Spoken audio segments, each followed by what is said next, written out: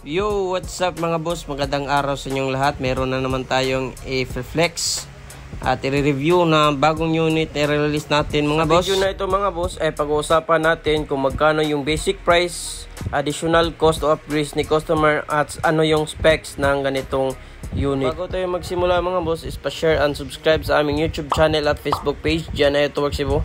So ayan, yung unit natin mga boss is DA64W automatic turbo and naka 15 inches rims yung customer natin mga boss. All powered window yung unit natin mga boss. Pag DA64W automatic, ayan, naka 15 inches rims and naka GNI bumper yan mga boss. So pag naka GNI bumper tayo mga boss is set na yan kasama yung side skirt at spoiler. So ganitong additional mga boss is request by customer po ito para mag-upgrade ng GNI bumper. Hindi po ito kasama sa basic price. So yung headlight natin mga boss is naka LED na. Ayan. So check natin yung LED natin mga boss. Ayan, on lang natin. Ayan.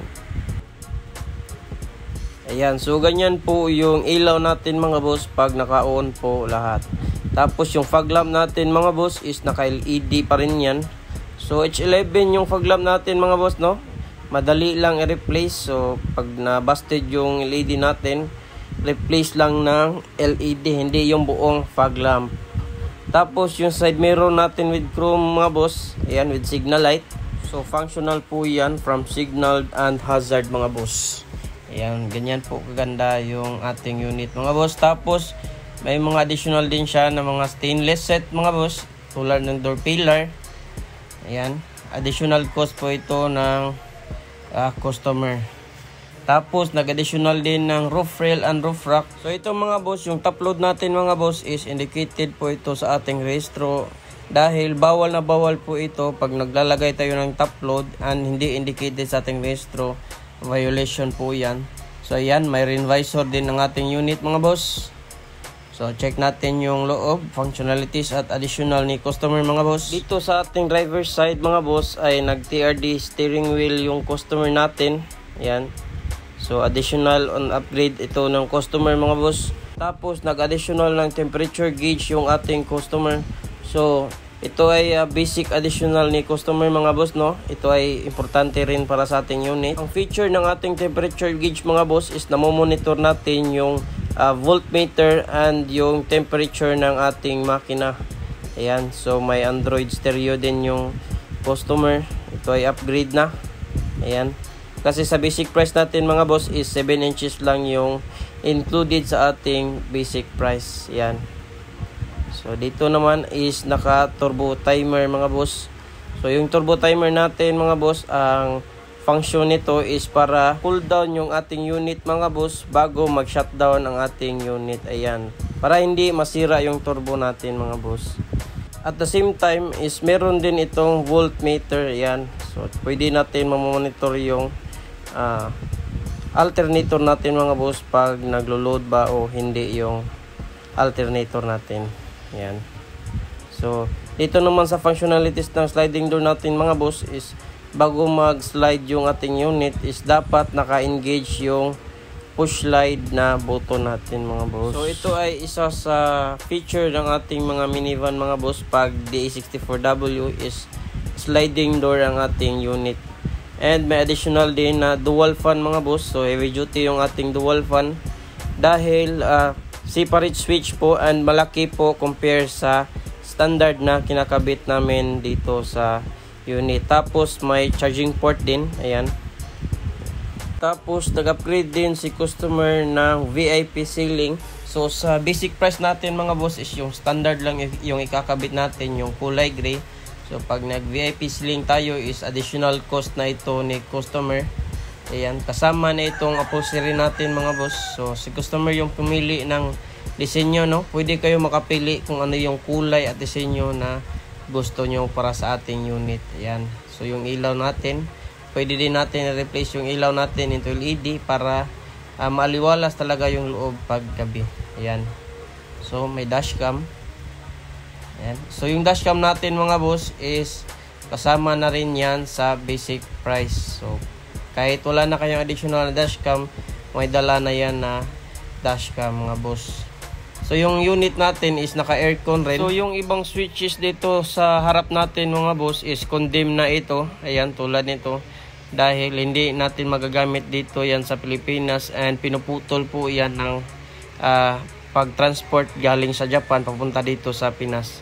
So dito naman sa likod mga boss, i-check natin kung ano yung itsura at mga additional ni customer.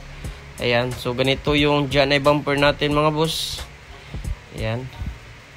So yung ilaw natin dyan sa baba mga boss is galing yan from Honda Civics, yung latest lang na model. So retrofit lang natin yan sa ating unit. So i-check natin kung ano yung itsura ng lights pag naka-hazard mga boss. So ayan, ganyan po yung itsura ng ating unit pag naka-hazard. Naka-running light yung mga LED natin mga boss. Tapos madali rin i-replace pag may nagka-busted. Plug and play lang din yung mga LED. So ito yung sporty spoiler natin mga boss. Ayan. So kasama na rin ito sa fiber natin ng GNI, pati yung side skirt. Ayan. So check natin yung loob mga boss. So as usual, meron tayong extra na matting.